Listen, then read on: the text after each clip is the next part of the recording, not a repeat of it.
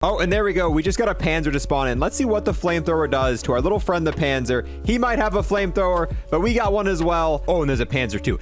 Holy... Well, the Panzer's gone. All right, guys, here we are. Different shirt, different day, round 55. Let's see if the Flamethrower is still killing zombies on the health cap.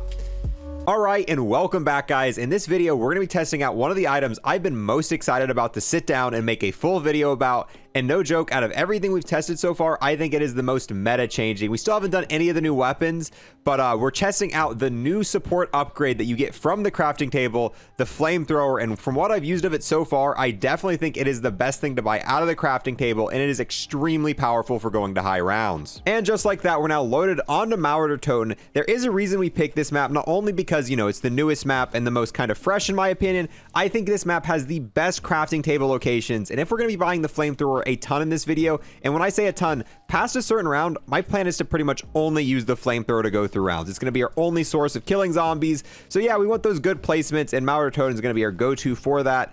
We can actually go ahead, see it in the crafting table right now. Obviously, we can't buy it because we need 100 of the blue salvage to get it, but it is the same price as the death machine and the war machine. So it really just comes down to whatever's going to efficiently and kill the most zombies. And that, I think, is what the Flamethrower is going to be. I think it's going to kill more on average than the war machine, and it definitely does it very quickly. Obviously, I got to go ahead, get set up, get the map open, and all that good stuff. While I'm doing that, if you're new here and want to sub, I would greatly appreciate it. We just hit 134,000 subs, and on top of that, I got to give a huge thanks to everybody to like, comment, and watch this video in its entirety. Those three things help me and my channel out massively. Knife. Oh, come on. All the points.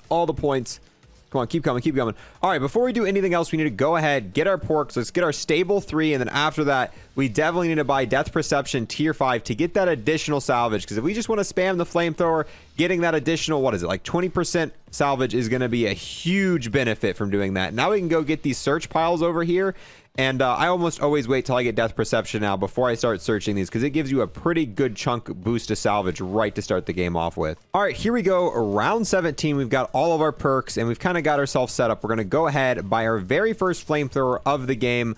We're going to have to build up some more salvage because we've only got like 200 of it. But I want to go ahead, hoard up a horde of zombies on lower rounds, and see exactly how many bullets it's going to take for us to kill an entire horde of zombies. So you spawn in with it. You have 100, I wouldn't really call them bullets. You got 100 fuel for the Flamethrower, I guess would be the proper term of it. I'm probably going to forget that I said that and say bullets probably throughout the rest of this video. So just bear with me on that, but I'm going to go hoard up this entire horde real quick. Okay, here we go. This is every zombie. And we used 5 bullets, use it a little bit longer. So yeah, we had to use about 16 of the fuel to take out the entire horde on round 17, and it took it out really quickly. Towards the end there, we could have continued hoarding up zombies because we used quite a bit of fuel on like the last 3 or 4, but that initial burst kills so many zombies, and we could do this so many more times. Like this, we could just keep going with it, because unlike the war machine, we would have used a decent percentage of the bullets. We would have probably had to shoot 2 shots, and with that, you don't get that many bullets. So this is really good at conserving kind of what you get with it. Oh, and now we've just got 5 zombies left. So let's go ahead, finish it off, and it is dropping zombies so quickly. Now, something that's really cool about the Flamethrower, if you've ever used the combat bow and punched a zombie, you know they catch on fire and take tick damage. Just like the combat bow, using the Flamethrower while you're hoarding up zombies, you can just punch them, and they're going to catch on fire, taking a lot of tick damage, and then you can use the Flamethrower, just a little bit of ammo there, take out that entire horde. And it's fun. I'm not gonna lie, I have a ton of fun using this. This to me, out of all the special weapons you can get out of the crafting table, this has to be the most fun. And that might just be because it's new, but there's something about running around with a Flamethrower, just mowing down zombies. It gives me heavy World at War vibes. You ever played World at War? One of my favorite guns to get out of the box was the Flamethrower. That thing was awesome, and yeah, kind of nostalgia to that. Oh, and there we go. We just got a Panzer to spawn in. Let's see what the Flamethrower does to our little friend, the Panzer. He might have a Flamethrower, but we got one as well. And yeah, that made very quick work of him. Safe to say, I think our Flamethrower does a little bit more damage than his does, because that was really quick. Now, there are actually 2 ways to go about using the Flamethrower. The first way is just tap firing, you know, killing zombies as they come in, conserving as much ammo as possible, being efficient about it. Or you can just completely go balls to the wall, spamming it all over the place, having the most fun possible. And this is definitely my preferred method. You know, just a nice little spin around. Death Perception, seeing them as they're coming through walls, never stop holding down the fuel.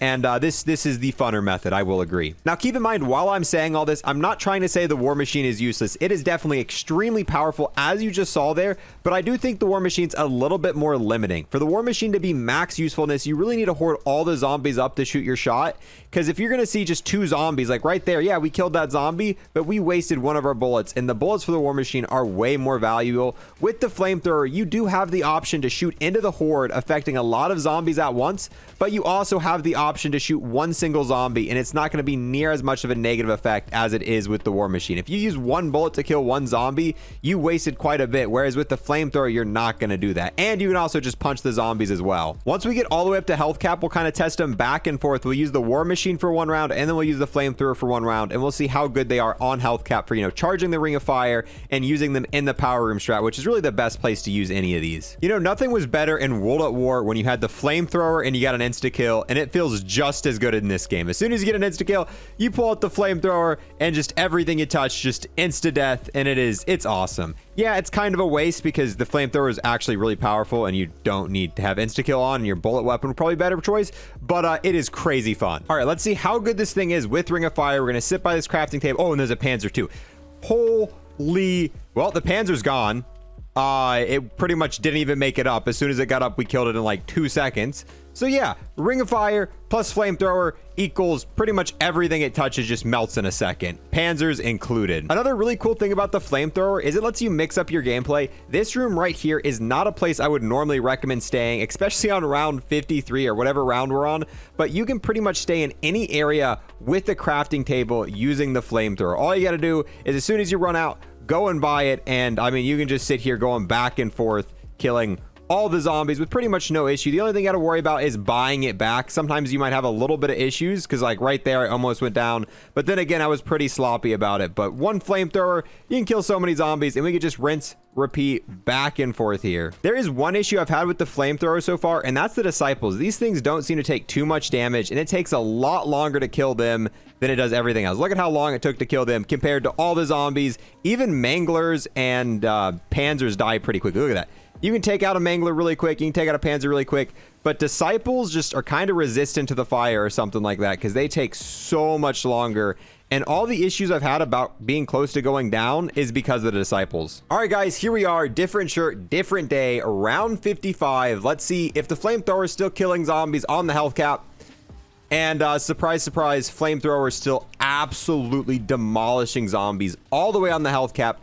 Past round 55, zombies have the same health, so no matter what round you go to, it's going to perform the exact same. All the way up to round 935, round 100, whatever round you go to, flamethrower is still just going to be absolutely demolishing zombies. I do want to do a little test real quick. I'm going to use the rest of this flamethrower real quick, and then I'm going to go ahead, buy a new one, and I'm going to count and see how many zombies we're able to kill with one single flamethrower all the way on health cap. So if we go here, buy this, kill this one right here. If we tab right now, we're at 4,162 kills. I am only going to get kills with this flamethrower, and we're going to see how many kills I have once we run out. All right, here we go. About 15 bullets left, so let's go ahead, use the last 15, I keep calling them bullets, last 15 fuel left in this flamethrower. Keep in mind, I wasn't being like perfectly accurate with it. We're kind of spamming all over the place. We now have 4,241 kills. So that means we were able to get 79 kills with one activation of the flamethrower, buying it once, using that 100 blue salvage, and I was just kind of spamming it. Yeah, I hoarded the zombies up a little bit,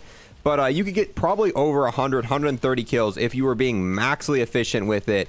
And that is pretty good. I mean, right now, we've got 47,000 salvage, so we could buy 47 flamethrowers. So, yeah, that's a lot of kills. So, yeah, guys, that is my full flamethrower review. And honestly, I really like it, and I'm really glad they added this into zombies. Pretty much in this gameplay, every time I was going down, I was pulling out the flamethrower, and I was using that to go buy my perks. I didn't have an E-tool on me, and this is a really good kind of secondary thing if you don't have any sort of E-tool. Every time I went down, pulled out the flamethrower, bought my perks back. If there were zombies in front of me, you'd insta-melt them with the flamethrower because this thing is just so strong, and it's just a slightly better war machine. Don't get me wrong, I still love the war machine. I still see the power in the war machine. I just think the flamethrower has a little bit more versatility, and when it comes to like camping in a power room, I'm going to charge my ring of fire more with the flamethrower because it has more bullets, kills the panzer a little bit quicker, And especially for killing single zombies, you don't want to use an entire War Machine bullet on one single zombie, and you can't really hurt yourself with the Flamethrower. So overall, I just think it's a slightly better War Machine that kind of performs better in a few certain aspects. But yeah,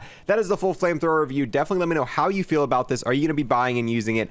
I know this is probably what I'm going to be putting in that slot every single game I play. But yeah, that's it for this one, guys. Thank you guys so much for watching, and I will see you guys next time. I want to take the last moment here to thank everyone who's became a Twitch sub or a YouTube member, and an extra special thanks to those who have taken it above and beyond. We've got the man whose name should be really easy to pronounce, Yamaster. We've got the man, the myth, the legend, Cryptic. We've got my friend with the most stable PS5 ever, DX2069. We've got the DMCA claim waiting to happen, Snap On. We have the E-Tool lawyer, you don't cross Haas, and then the absolute boss, Hunter Redon Doe. All these people have taken a step above and became Unlocked++ members on YouTube. Thank you so much, true homies.